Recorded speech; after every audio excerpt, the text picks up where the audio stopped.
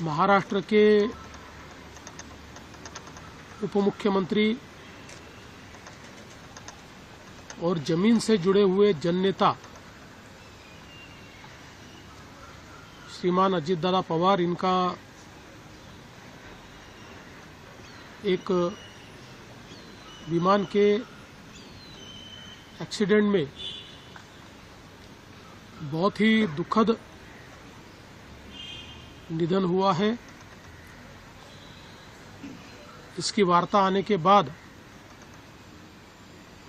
समूचे महाराष्ट्र में बहुत ही दुख का वातावरण तैयार हुआ है। हम सभी के लिए इस प्रकार के जननेता को खोना एक अपरिमित इस प्रकार की हानि है। व्यक्तिगत मेरे लिए वो एक बहुत ही दमदार और दिलदार इस प्रकार के मित्र थे और हम दोनों ने साथ में काफी संघर्ष का काल भी देखा है और अब दृढ़ता के साथ महाराष्ट्र के विकास में जब वो योगदान दे रहे थे और एक बहुत लंबी पारी वो खेलेंगे, ऐसी परिस्थिति थी।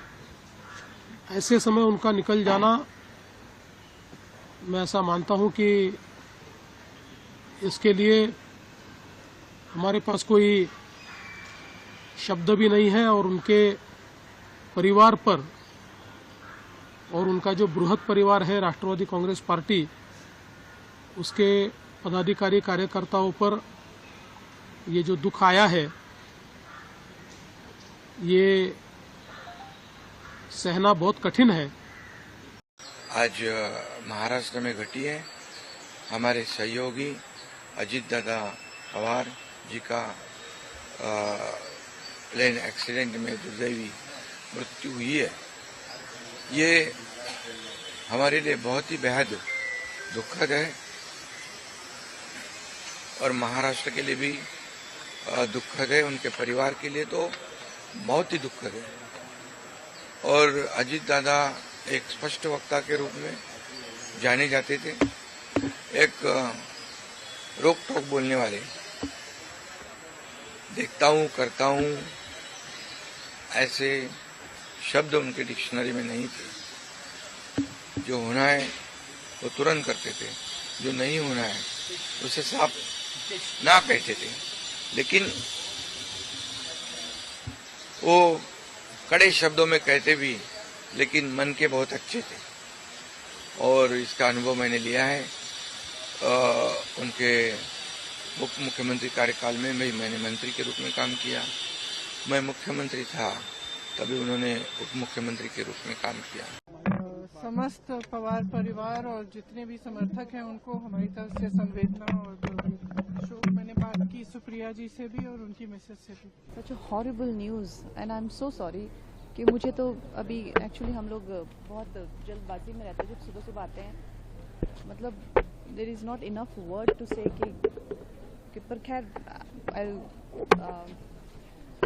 मैं अपने इमोशंस थोड़ा अलाइन करके बहुत ही दर्दनाक दुख भरा हादसा है।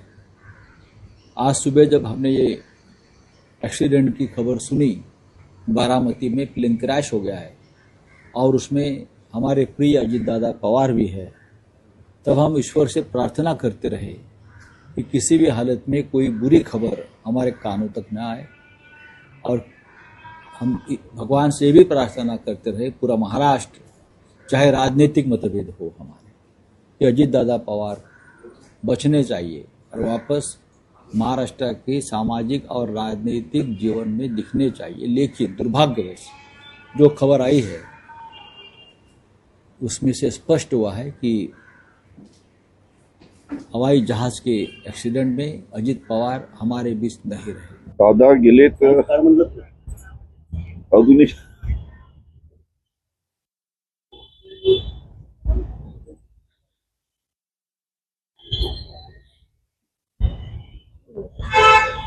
राष्ट्र की राजनीति में, भारतीय राजनीति में इससे बड़ी क्षति नहीं हो सकती। बड़े जिंदा दिल इंसान, बहुत बड़ा नुकसान हुआ। मैं पर्सनली जानता था, उनको बारामती का राजा कहते थे, राजनीति का राजा कहते थे।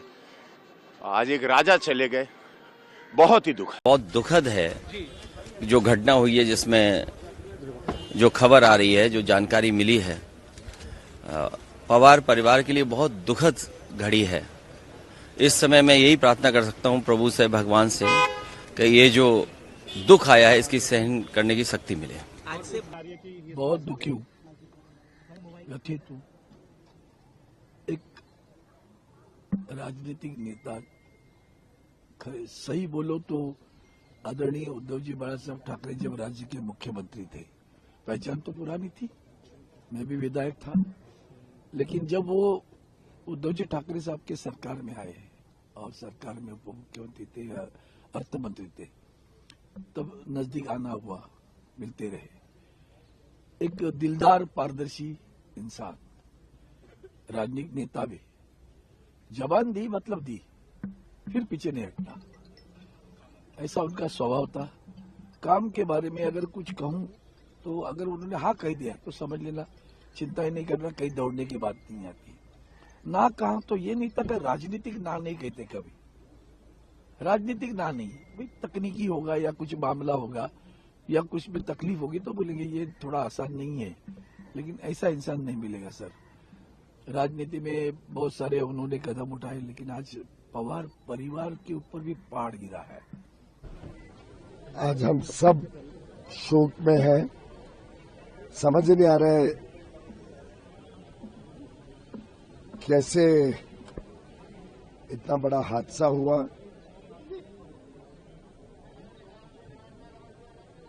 हमारे घनिष्ठ मित्र थे, हमारी सरकार में अहम पद पर थे, सहयोगी थे, महाराष्ट्र के बड़े ऊंचे स्तर के नेता, और हम सबके प्रिय अजीत दादा अब नहीं रहे।